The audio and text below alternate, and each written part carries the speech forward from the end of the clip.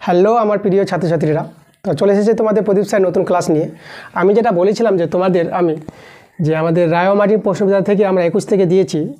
তারপর আমরা যে বলেছিলাম যে টেস্ট পরীক্ষা হয়ে যাওয়ার পর যে টেস্ট পরীক্ষার যে অঙ্ক কোশ্চেনগুলো জোগাড় করে আমি তোমাদের ক্লাস চালু করে দেবো, তা আমি কিন্তু আজকে নিয়ে এসেছি। দেখো, মাধ্যমিক 2025 টেস্ট পরীক্ষার প্রশ্নপত্র, যে টেস্ট পরীক্ষাগুলো হয়ে গেল, সেই টেস্ট পরীক্ষার যে প্রশ্নপত্রগুলো আমি জোগাড় করেছি সেখান থেকে তার মধ্যে একটা আমি দেবো, আজকে জোগাড় করা আছে। তো যে স্কুলটা আজকে নিয়েছি এটা হচ্ছে চাঞ্চল সিদ্ধেশ্বরী ইনস্টিটিউশন, ক্লাস 10 ম্যাথ। তো আমরা যে জোগাড় করা যে টেস্ট পরীক্ষার যে অঙ্ক কোয়েশ্চেনগুলো থেকে ক্লাস করাবো, দেখো আজকে আমরা শুরু করে দেবো। তো চলো আমরা অঙ্কগুলোতে চলে যাচ্ছি। দেখো, আমরা একের প্রশ্নগুলো নিয়ে এসেছি। তাহলে একের 1, 2 আমরা একসঙ্গে দুটো প্রশ্ন নিয়েছি।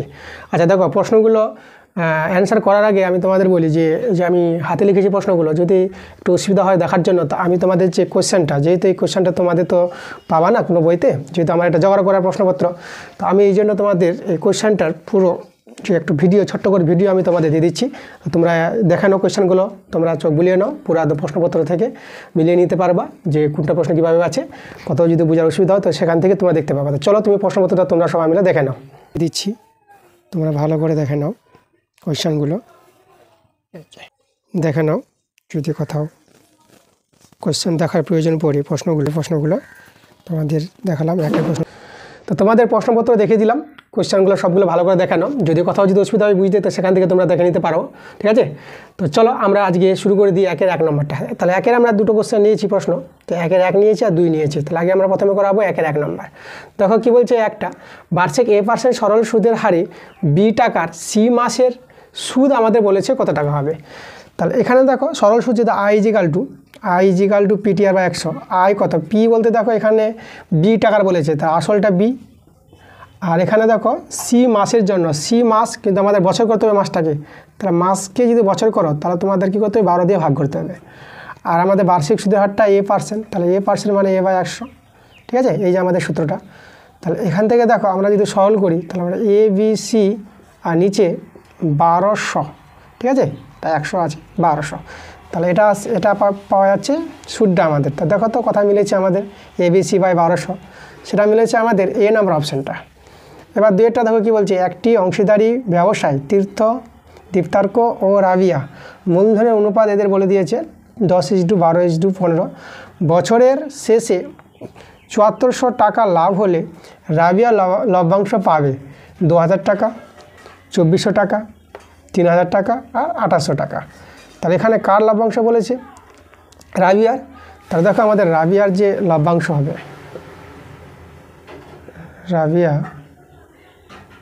রাবিয়ার লভ্যাংশ,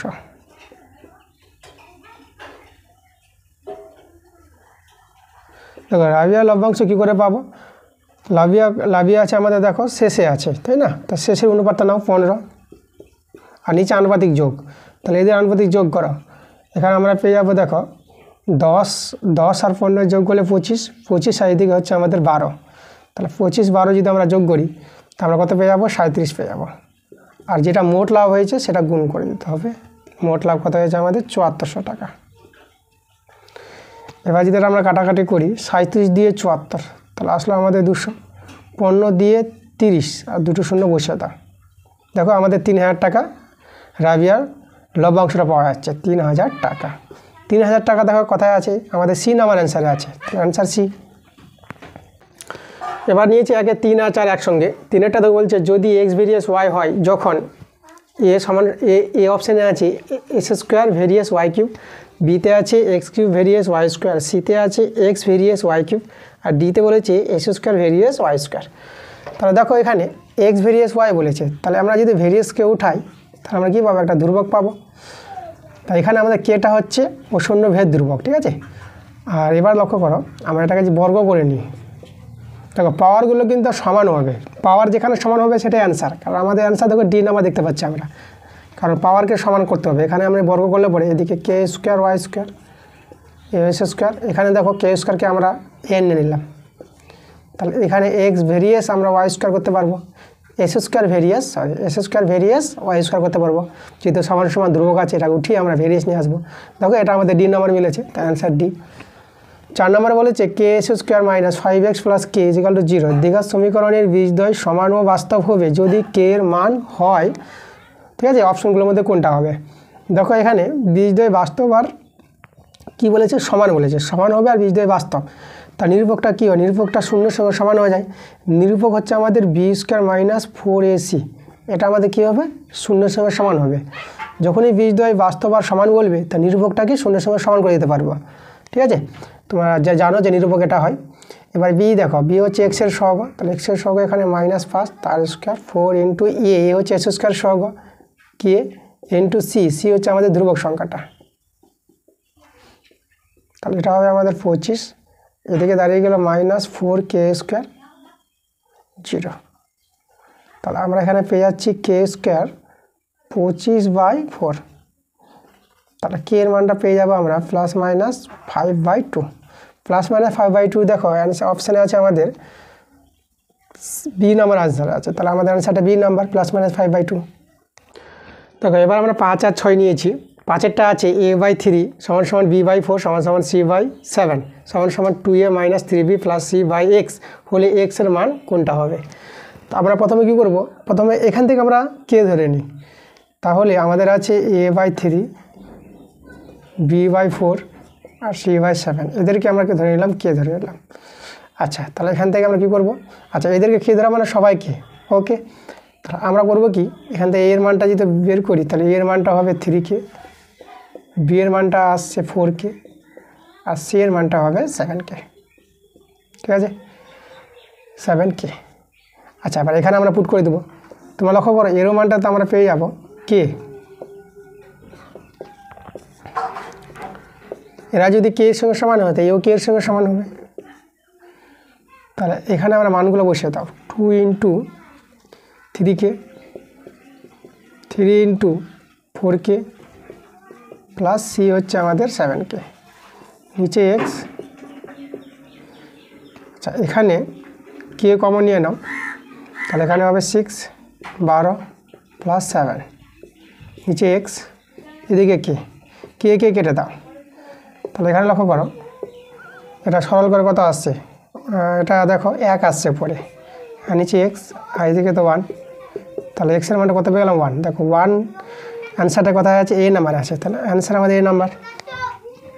এবার দেখো 6 নাম্বারটা, 6টা দিয়েছে x = √5 + √6 হলে x + 1/x এর মান হবে কোনটা হবে?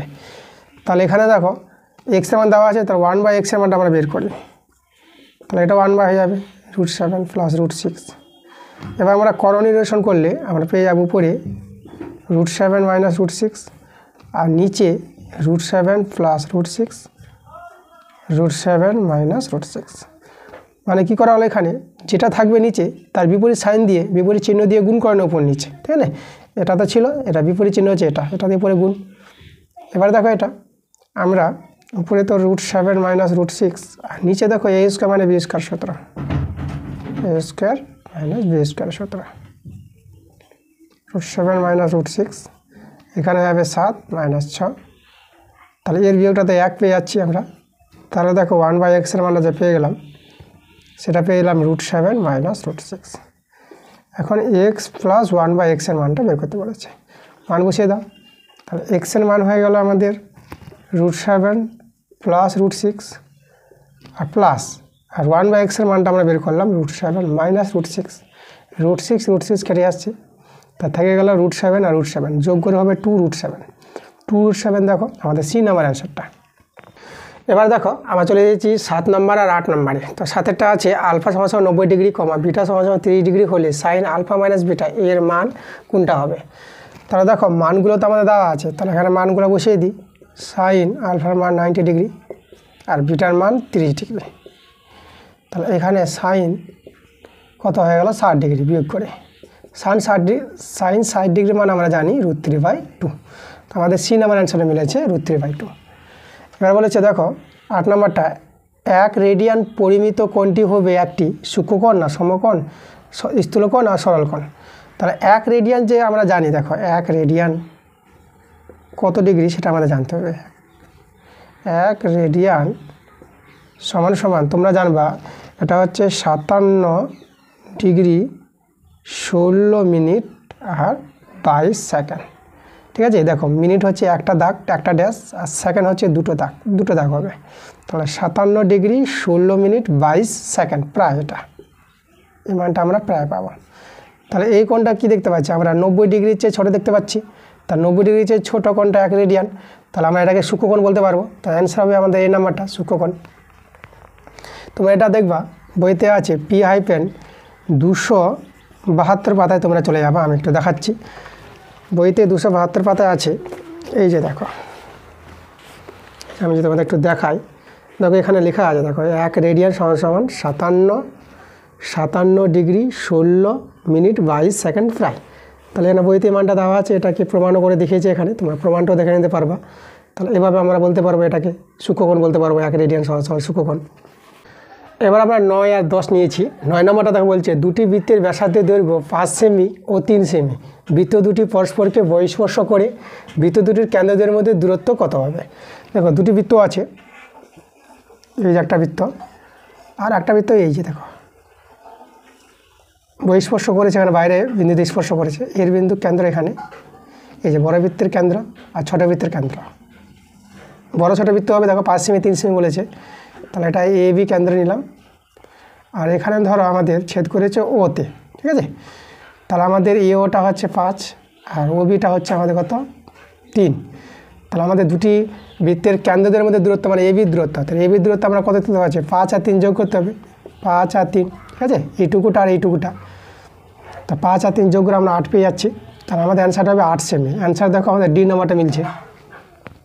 10এরটা দেখো, 10এরটা বলেছে ও কেন্দ্র বিশিষ্ট একটি বৃত্তের বহিস্থ বিন্দু পি থেকে বৃত্তের স্পর্শক পি এ অঙ্কন করা হলো। পি এ সমান 4 এবং এটা 4 সেমি হবে, এখানে সেমিটা আমরা দিইনি, 4 সেমি। আর এবং ওপি সমান 5 সেমি হলে বৃত্তটির ব্যাসের দৈর্ঘ্য হবে কত। আচ্ছা দেখো আমরা একটা বৃত্ত তৈরি করি, এই যে আমাদের একটা বৃত্ত আর বাইরে একটা পি বিন্দু আছে, এই যে আমাদের এটা পি বিন্দু, পি বিন্দু থেকে বৃত্তের উপর একটা স্পর্শক বলেছে, ঠিক আছে, এখানে বৃত্তের কেন্দ্র, স্পর্শটা বলেছে পি এ, তাহলে এই বিন্দুটা আমাদের এ হবে পি এ। এবার পি এতে আমাদের দেওয়া আছে 4, তা আমাদের কী বলেছে ওপি বলে দিয়েছে 5, তাহলে ওপি দেখো আমরা এভাবে, এই যে তাহলে ও বলতে হচ্ছে বৃত্তের কেন্দ্র, তাহলে ওপি আমাদের দেওয়া আছে 5 সেমি। তা আমাদের বলেছে ব্যাসের দৈর্ঘ্য বৃত্তটির ব্যাস, তাহলে আমরা দেখো একটা ব্যাসার্ধ আমরা যোগ করতে পারবো, ও এটা আমাদের ব্যাসার্ধ, তাহলে ব্যাসার্ধ পেয়ে গেলে ব্যাস পেয়ে যাবো। তা আমাদের দরকার এখন ওয়ে, দেখো আমাদের এখানে জানতে হবে এই যে ওয়েটা লম্ব, আমাদের এখানে কি জানতে হবে, ওয়ে লম্ব এপি, ঠিক আছে, স্পর্শকের উপর কেন্দ্রগামী সরলরেখাটা লম্ব হয়, এটা আমাদের উপপাদ্য আছে, তো এটা তোমাদের জানতে হবে। এই কোণটা আমাদের 90 ডিগ্রি, তাহলে লম্ব হলে আমাদের কী হবে, ওপিটা অতিভুজ, তাহলে ওপিটা হয়ে গেল অতিভুজ স্কোয়ার, সমকোণী ত্রিভুজের ধর্ম অতিভুজ স্কোয়ার ভূমি স্কোয়ার প্লাস লম্ব স্কোয়ার। এবার মান বসাও, এখানে ওপির মান জানা আছে 5, ওয়েটা আমরা বের করব, ওয়ে হচ্ছে ব্যাসার্ধ বের হবে, আর এপিটা আমাদের 4 দেওয়া আছে, 4 স্কোয়ার, তাহলে এখান থেকে আমরা ওয়ে স্কোয়ারটা আমরা পেয়ে গেলাম, এটা হবে 25 মাইনাস 16, তাহলে কত বিয়োগ করে হবে 9, তাহলে ওয়ে কত পেয়ে গেলাম, ওয়ে আমরা 3 পেয়ে গেলাম।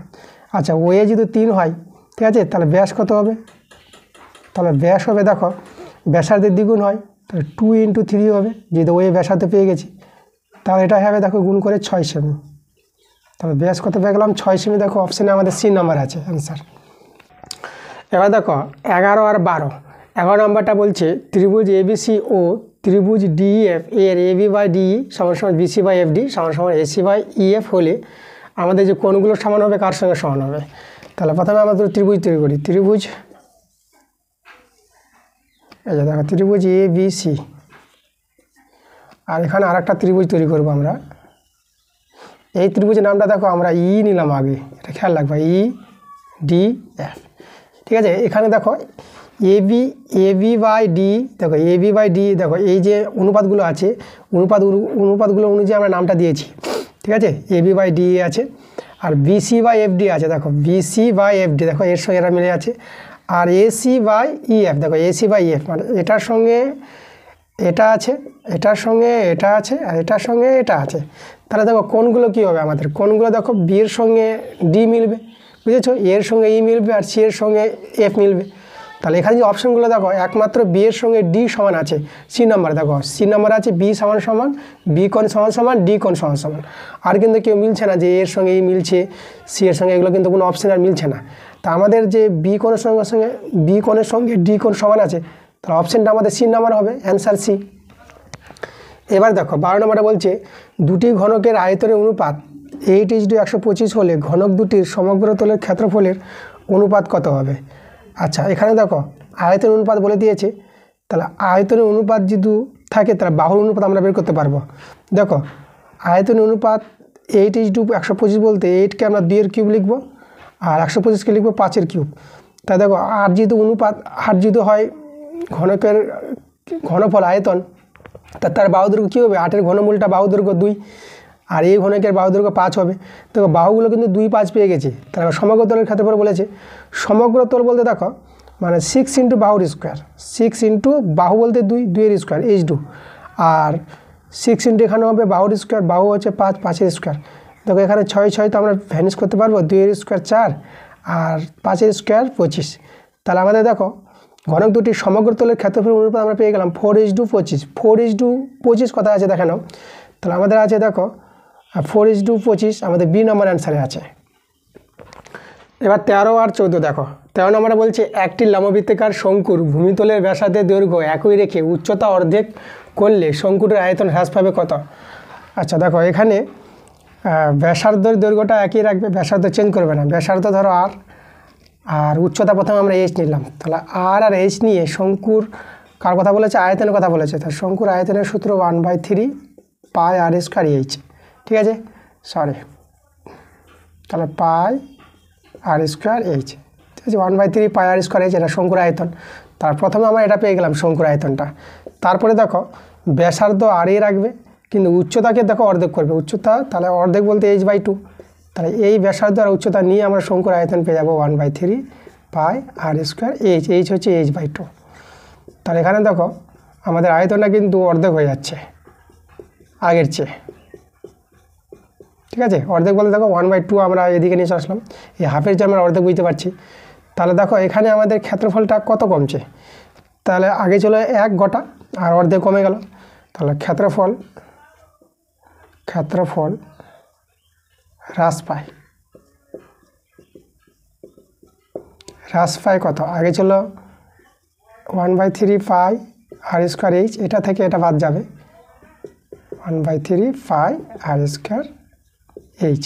তো এর বিয়োগফলটা তোমরা এটাই পাবা, হাফ ইন্টু 1/3 পাই আর স্কোয়ার, এখানে আমরা দেবো আর স্কোয়ার এইচ, তাই না? 1 থেকে হাফ চলে গেল, তাহলে একই পাবো, এটা হাফ বলবো, তাই না, যেহেতু 1/2 আছে আর এটা গোটা। তাহলে এবার দেখো আমাদের শতকরা কত কমবে? শতকরা হ্রাস পাই, তাহলে ক্ষেত্রফল শতকরা হ্রাস পায়, ঠিক আছে। শতকরা হ্রাস বলে দেখো পার্সেন্টেজ দেওয়া আছে, তার জন্য শতকরা বুঝে নিতে হবে আমাদের। তাহলে ক্ষেত্রফলটা হ্রাস পেলো এটা পাই আর স্কোয়ার এইচ, কোথা থেকে হ্রাস পেয়েছে? প্রথমে যেটা ছিল 1/3 পাই আর স্কোয়ার এইচ, আর 100 গুণ করো, এটা কেটে যাচ্ছে, আর 1/2 আছে, তাহলে এখানে 2টা তো কাটাকাটি হবে 100-র সঙ্গে, ঠিক আছে। আচ্ছা এটা আমাদের 100 ছিল, একটু ভালো করে লিখি, 100 2 দিয়ে কাটলে কত হবে? 50। তাহলে আমাদের অ্যান্সারটা 50%। দেখো আমাদের বি নাম্বার অ্যান্সারটা মিলছে। 14 নম্বরটা আছে 1,3,2,8,10,8 3,2,8,8, এই যে সংখ্যাগুলো দেওয়া আছে, সংখ্যাগুলির সংখ্যাগুরু মান বের করতে বলেছে। দেখো সংখ্যাগুরু মান আমরা প্রথমে মানের ঊর্ধ্বক্রমে সাজাবো, ছোটো থেকে বড় সাজাবো, তারপর দেখবো কোন সংখ্যাটা বেশি আছে। তাহলে আমরা দেখো আমরা এভাবে দেখতে পাচ্ছি, আমরা না সাজিয়েও আমরা এখান থেকে দেখতে পাচ্ছি যে 8টা কিন্তু দেখো 8টা 4 জায়গায় আছে, একমাত্র 8টাই কিন্তু এখানে বেশি সংখ্যায় আছে। তাহলে সংখ্যাগুরু মান আমাদের কত? তো দেখো সংখ্যাগুরু মানটা আমরা কি দেখতে পেলাম? 8, কারণ 8 সংখ্যাটা বেশিবার আছে বলে সংখ্যাগুরু মান 8 হবে। তা দেখো সি নম্বর অ্যান্সারটা আমাদের মিলছে। এবার দেখো 14 নম্বর প্রশ্নটা বলেছে 8, 15, 10, 11, 7, 9, 11, 13, 16 এর মধ্যমা বের করতে বলেছে। আচ্ছা দেখো মধ্যমা আমরা কী করব? মধ্যমা বের করতে গেলে আমরা সংখ্যাগুলোকে মানের ঊর্ধ্বক্রমে সাজাবো, মানে ছোট থেকে বড় সাজাবো। দেখো প্রথমে ছোট আমরা দেখতে পাচ্ছি 7, তারপরে আছে 8, তারপরে 9, তারপরে 10, তারপরে 11। দেখো দুটো 11 আছে, লক্ষ্য রাখবা, আচ্ছা, তারপর 11 পর আমরা দেখতে পাচ্ছি 13, 13 পর আমরা দেখতে পেলাম 15, 15 পর আছে আমাদের 16।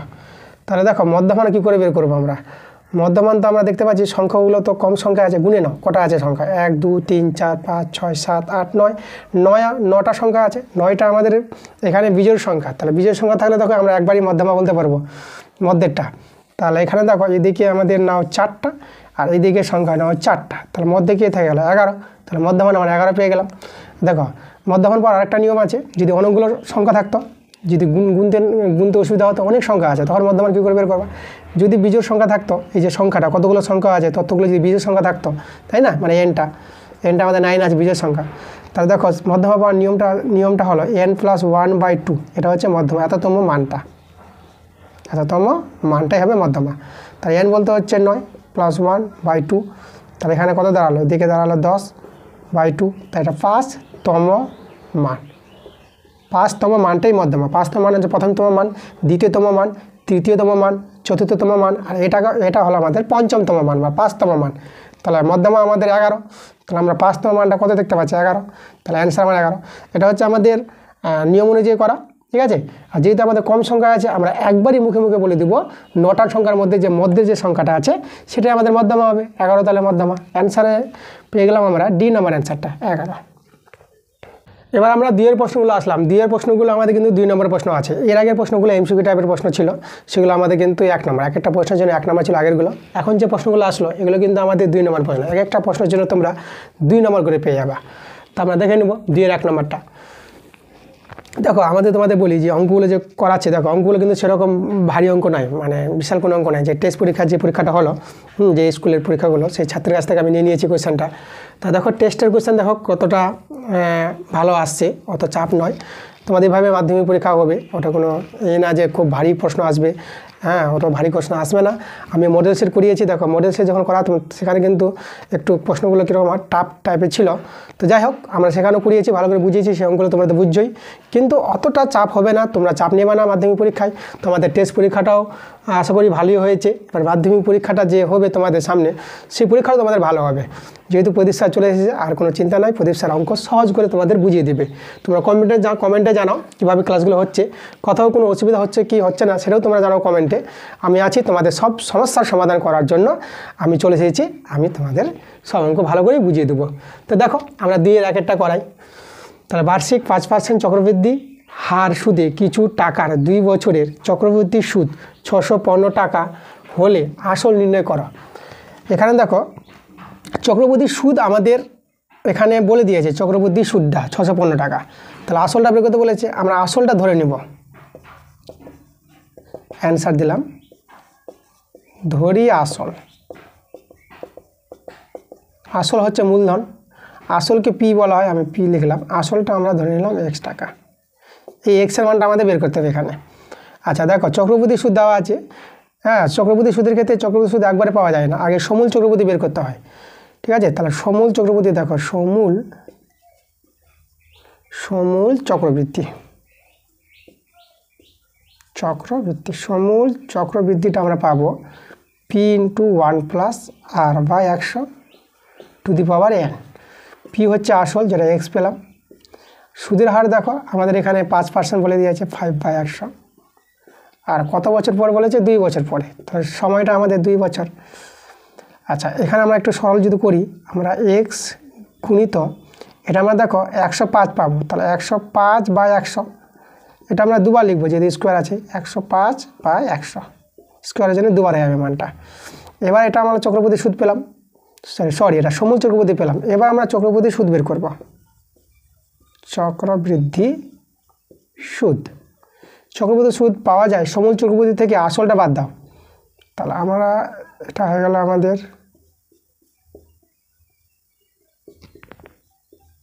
সমূল চক্রবৃদ্ধি, এখান থেকে আমরা আসলটা বাদ দেব।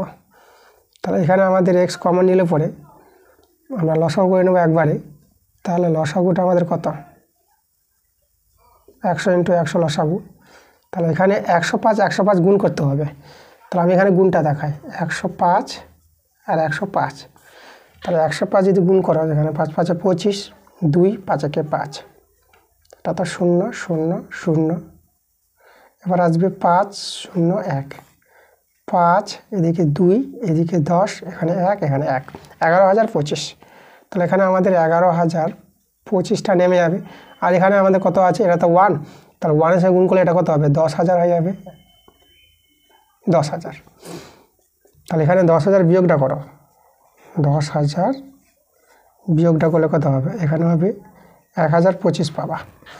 তাহলে এখানে এক্স গুণিত 1,025, নিচে কত আছে, নিচে 10,000, 100 গুণ করে আমরা পেয়ে যাবো 10,000। তাহলে এই হলো আমাদের চক্রবর্তী সূত্রটা। দেখো এই মানটা আমাদের দেওয়া আছে আবার 615। তাহলে এক্স গুণিত, এটা অতএব দিয়ে সমান করে দেবো, এক্স গুণিত 1025 বাই 10,000 সমান সমান 615। চক্রবর্তী সুদ চক্রবর্তী সুদের সঙ্গে সমান। এখন এক্সের মানটা আমরা বের করবো। তাহলে আমাদের এক্সের মানটা হয়ে যাবে এক্স সমান সমান 615, এখানে গুণটা করে দিই আমরা, ঠিক আছে। আচ্ছা পাই দিয়ে যদি একটু কাটাকাটি করে দিই, দেখো তো আমরা পাই দিয়ে কাটাকাটি করি, 5 দিয়ে 10 আর 0, 5 5 25। তাহলে এখানে পাই দিয়ে করলে 5 একে 5, 5 দিয়ে 10, 5 3 15, ঠিক আছে। আচ্ছা এবার আমরা গুণটা করি, এদিকে হয়ে যাবে কটা শূন্য হবে, 4টা শূন্য। আর এটা দেখো 225, 205টা নিচে নামবে, এটাকে ভাগ করে দাও, 4টা শূন্য। দেখো আমাদের দেখো 6 বারে দেখো, 6 5 30 0, ঠিক আছে। আর ওদিকে হাতে 3, 6 0 0, 3টা বসে যাবে, আর 6 দিয়ে 12, আমাদের 6 বারে কিন্তু মিলে যাচ্ছে, নেমে যাচ্ছে 3টা শূন্য, 3টা শূন্যকে এখানে নিয়ে আসো। দেখো আমাদের কিন্তু আসলটা পেয়ে গেলাম 6,000 টাকা, আসল কত 6,000। তাহলে অতএব দিয়ে একটু আসল লিখে দিই, এখানে আসল বের করতে বলেছিল, আসল পেয়ে গেলাম 6,000 টাকা। এবার অঙ্কটা করতে হবে। এবারে দেখো আমরা 2 নম্বর প্রশ্নটা এসেছি। 2 নম্বর প্রশ্নটা বলছে এক্স ও ওয়াই দুটি চলরাশি, তাদের সম্পর্কিত মানগুলি দেওয়া আছে, এক্স আর ওয়াইয়ের মানগুলো, এক্স এর মান 6 তো ওয়াইয়ের মান 9, আবার এক্স এর মান 4 তো ওয়াইয়ের মান 6। লক্ষ্য করো মানগুলো দেখো, এক্স যত আছে ওয়াই বৃদ্ধি পাচ্ছে, ঠিক আছে, মানে এক্স বাড়লে ওয়াইও বাড়ছে। তাহলে এক্স 6 তো ওয়াই 9, এক্স 4 তো ওয়াই আবার 6, এক্স 12 তো ওয়াই 18। দেখো মান কিন্তু বাড়ছে। এক্স যদি 3.6 তো ওয়াই আছে 5.4। তাহলে এক্স ও ওয়াইয়ের মধ্যে কী রূপ ভেদ সম্পর্ক আছে তার যুক্তিসহ নির্ণয় করো। তো আমরা বুঝতে পারছি দেখো এক্স বাড়লে ওয়াইও বাড়ছে, তাই না। তাহলে এখানে সম্পর্ক কিন্তু এক্স ওয়াইয়ের মধ্যে কিন্তু সরল সম্পর্ক রয়েছে। তাহলে আমরা অ্যান্সারটা এভাবে দেখাবো, যদি যুক্তি দিতে বলেছি তো আমি বলবো প্রদত্ত এক্স ও ওয়াইয়ের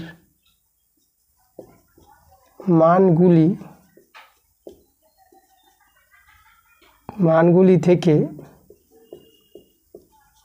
পাওয়া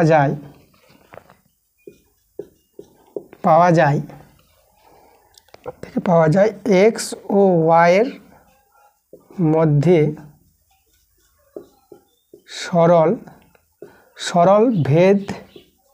সরল ভেদ সম্পর্ক রয়েছে।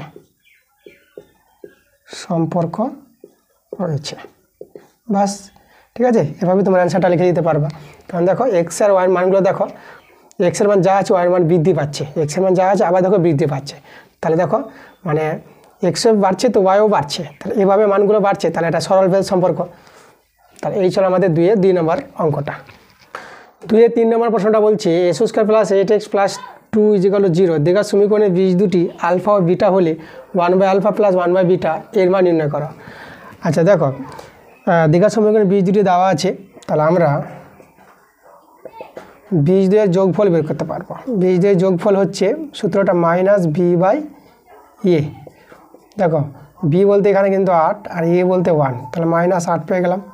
আর এবং বীজের গুণফলের সূত্র আমরা জানি c/a, c 2, এ তো 1, তাহলে আমরা পেয়ে গেলাম বীজের গুণ আলফা বিটার মান 2 পেয়ে গেলাম। এবার দেখো আমাদের যার মানটা বের করতে বলেছে, তাহলে আমাদের 1/α প্লাস 1/β এর মানটা বড় দরকার। আমরা লসাগু করব, লসাগু করলে এটা আমাদের আসবে বিটা, এটা আসবে আমাদের আলফা। সাজিয়ে লিখি, আলফা প্লাস বিটা লিখে দিলাম পরে, নিচে আলফা বিটা মান জানা আছে বসিয়ে দেবো। এর মান -8 আর এর মানটা আমাদের কত 2, কাটাকাটি করে নাও 4, তাহলে অ্যান্সার দেখো -4 অ্যান্সার, এটা আমাদের তাহলে উত্তর হয়ে গেল।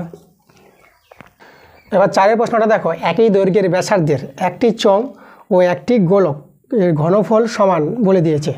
মানে এখানে আমাদের চঙের আর যে গোলক আছে তাদের যে আয়তনটা মানে ঘনফল, হ্যাঁ না, আয়তন আর ঘনফল একই জিনিস, কী বলেছে সমান বলে দিয়েছে। তাহলে চঙের ব্যাসের দৈর্ঘ্যের সঙ্গে আর চঙের ব্যাসের সঙ্গে উচ্চতা, তাই না, চঙের ব্যাসের আর উচ্চতার অনুপাত নির্ণয় করতে বলেছে চঙের।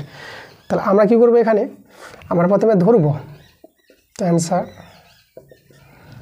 চঙের ব্যাসার্ধ আমরা ধরে নিচ্ছি, ধরি চঙের ব্যাসার্ধ আমরা আর ধরে নিলাম, চঙের ব্যাসার্ধ আর। এবার উচ্চতা ধরে নিই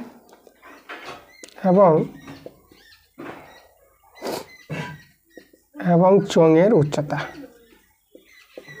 চঙের উচ্চতা আমরা এই ধরে নিলাম, ঠিক আছে। এবার দেখো তাহলে চঙের আয়তন আর গোলকের আয়তন বের করব। এখানে একই দৈর্ঘ্যের ব্যাসার্ধ কিন্তু বলে দিয়েছিল, মানে গোলকের ব্যাসার্ধটা আর চঙের ব্যাসার্ধটা কিন্তু সেম বলে দিয়েছে।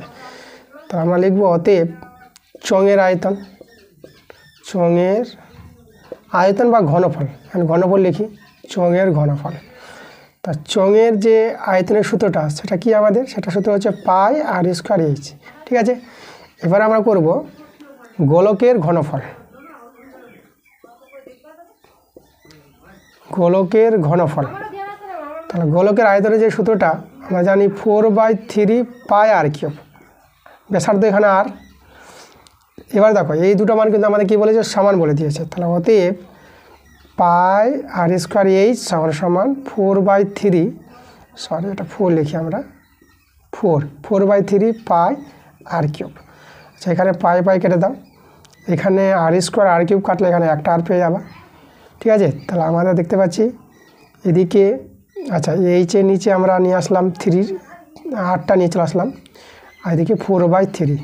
আচ্ছা আগে আমাদের ব্যাস বলেছিল, তাহলে 8টা আগে করবো, আমি এখানে নিয়ে আসি। তাহলে আগে আমরা 8টা নিলাম আর এইচটাকে নিচে নামালাম, তো এটা উল্টে যাবে 3/4। আচ্ছা এটাতে ব্যাসার্ধ, আমাদের ব্যাস দরকার, তাহলে ব্যাস কি 2r হচ্ছে ব্যাস, ব্যাসার্ধ আর হলে। তাহলে এখানে দেখো আমরা এখানে 2r করে নিলাম। তাহলে এখানে দেখো 4 থেকে 2টা টেনে আমরা এখানে নিয়েছি, এই জায়গায় দেখো 4 থেকে 2 টেনে নিলাম। তাহলে এটাকে আমরা কী করবো, এখানে 2 লিখবো, ঠিক আছে। এবার দেখো গুণ করো, 4r পাবা, এখানে 4r আছে, তাহলে এখানে 4r আছে। তাহলে এবার দেখো 2r/8 যদি করি আমরা 3/2 পেয়ে গেলাম। তাহলে ব্যাসের, চঙের ব্যাসের আর উচ্চতা অনুপাত পেয়ে গেছি আমরা। তো অতএব এখানে লিখে দিই চঙের ব্যাসের ও উচ্চতার অনুপাত কত পেয়ে গেলাম, সমান সমান 3/2 পেয়ে গেলাম। এবার দেখো 5এর প্রশ্নটা বলছে একটি নিরেট অর্ধগোলকের আয়তন 144 পাই ঘনসেমি হলে এর ব্যাসের দৈর্ঘ্য কত। আচ্ছা অর্ধগোলকের আয়তন বলে দিয়েছে, তাহলে অর্ধগোলকের আমরা ব্যাসার্ধ ধরে নিই, ধরি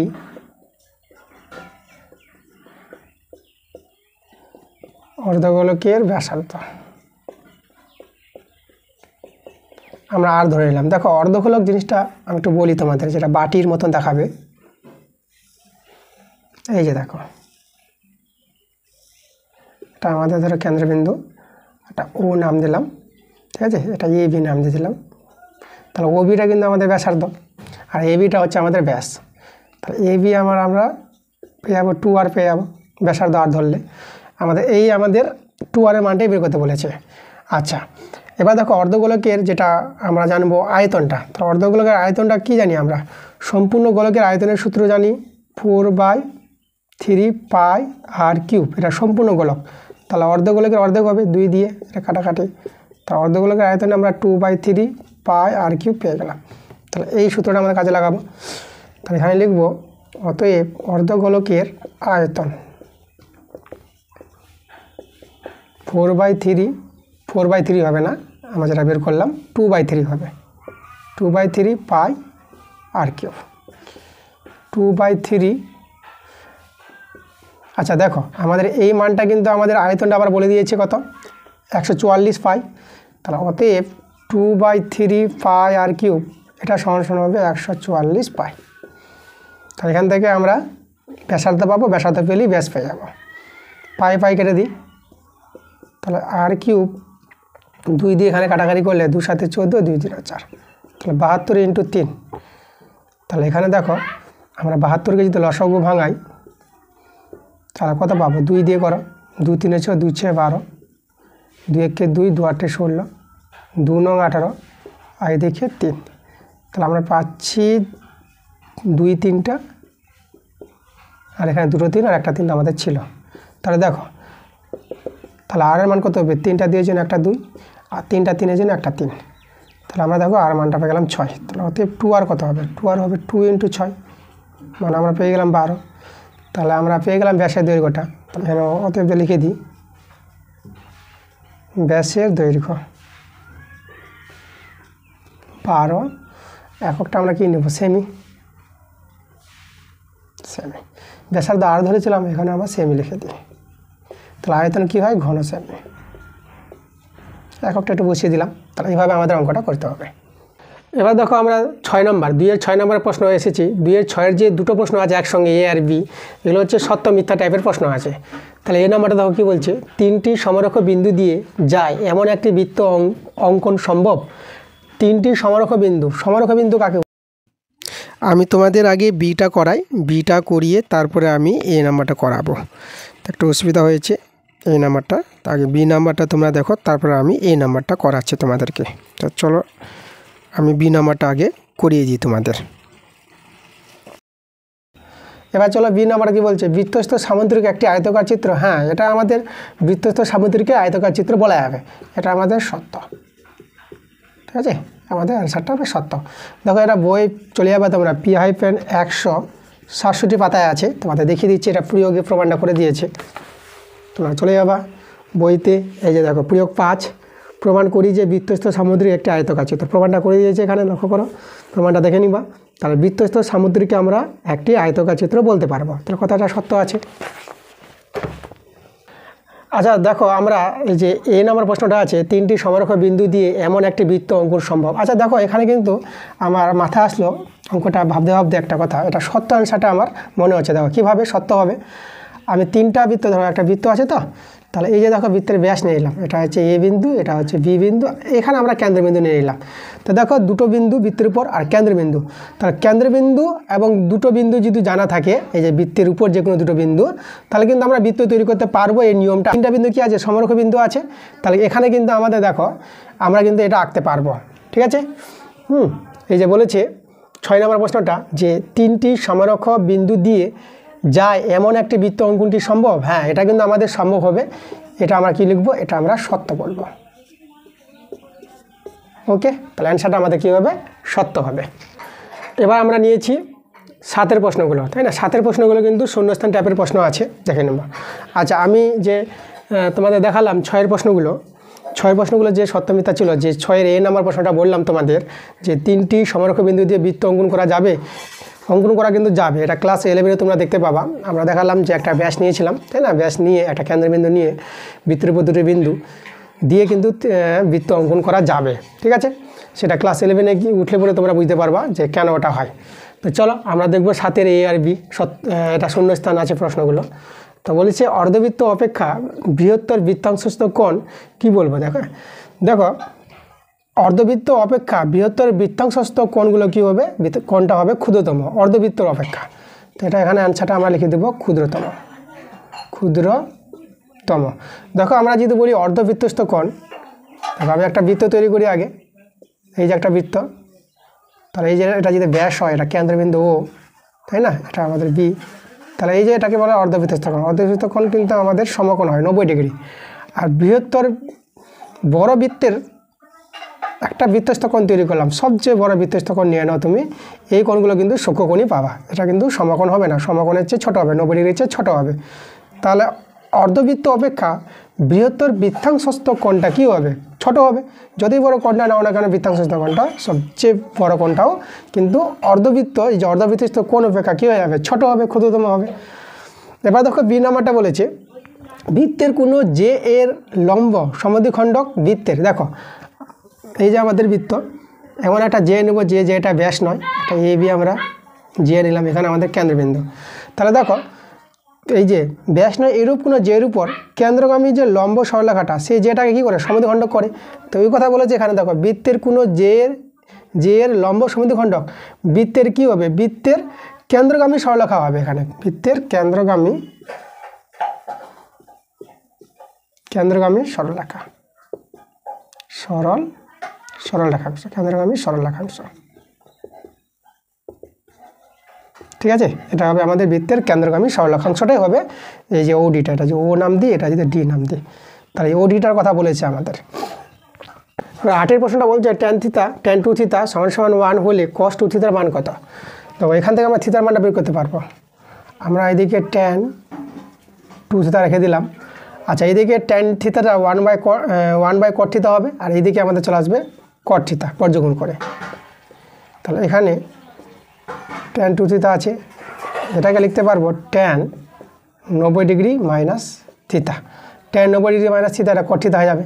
ঠিক আছে, এই জিনিসটা কিন্তু একবার করেছি।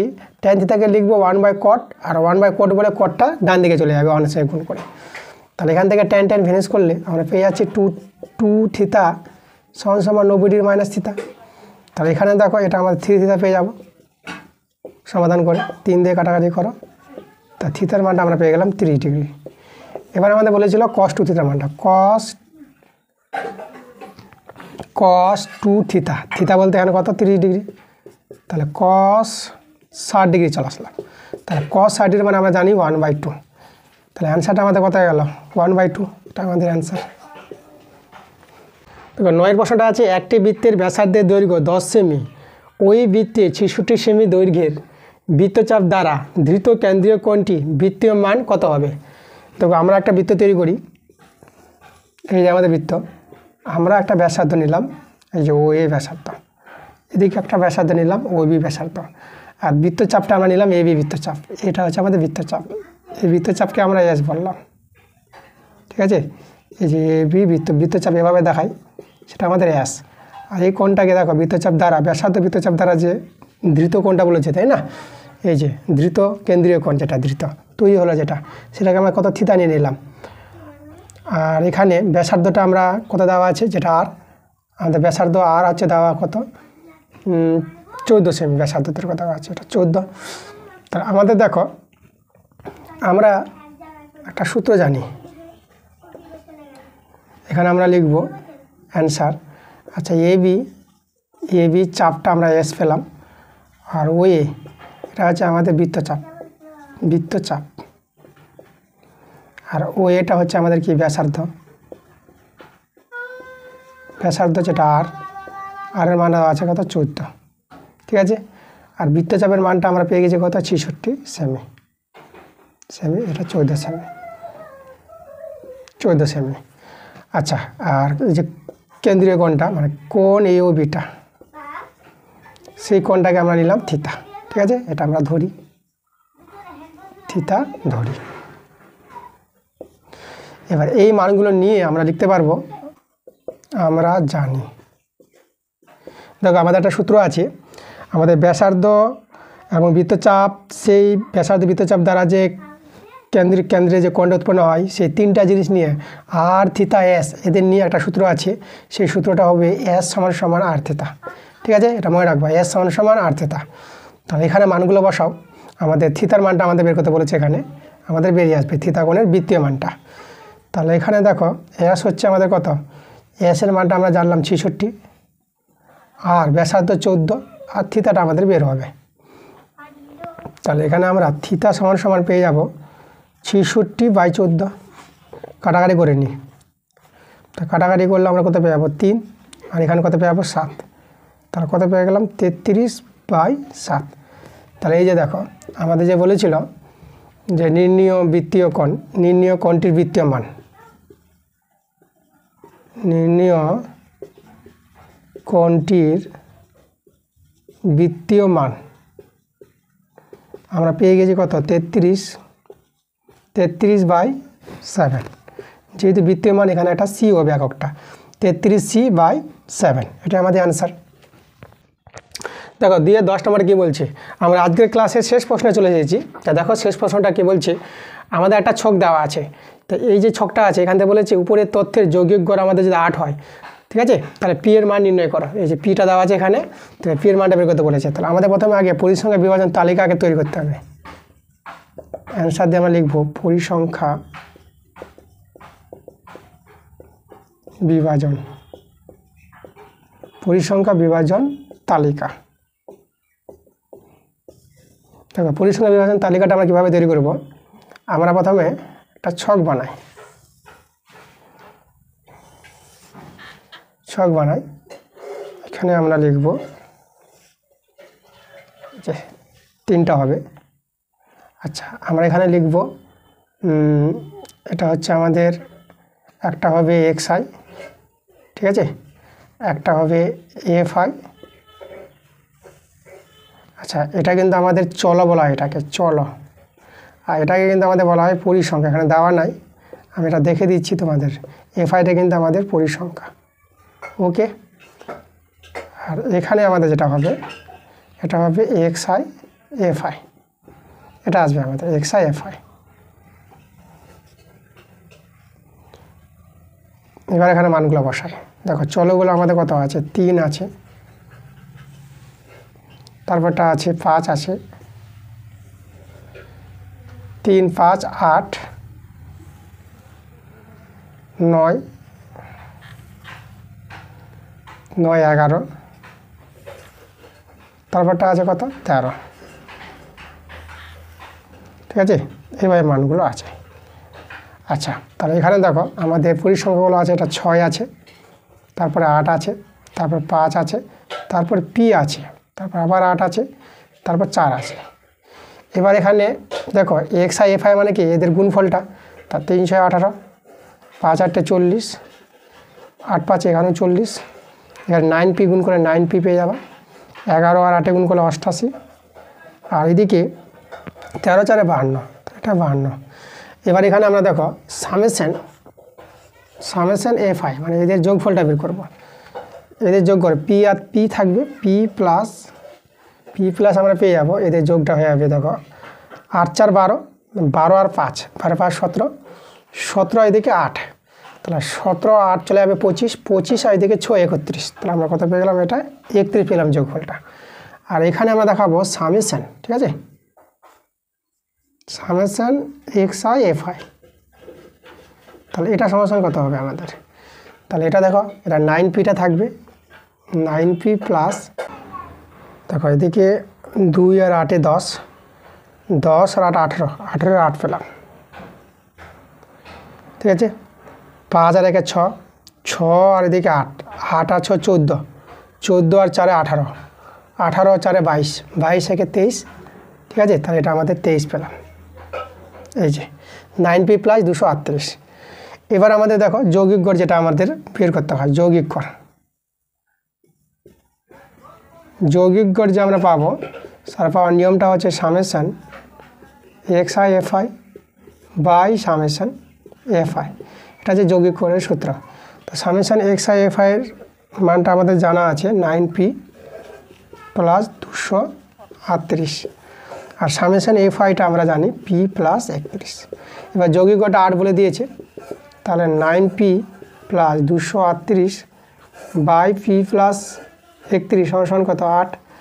তাহলে এখান থেকে আমরা সমাধান করব, তো এটা পেয়ে যাবো আমরা, এটা করি 9p প্লাস 238, এটা 8p, এটা গুণ করলে হবে 8 কে 8, 8 3 24, 248।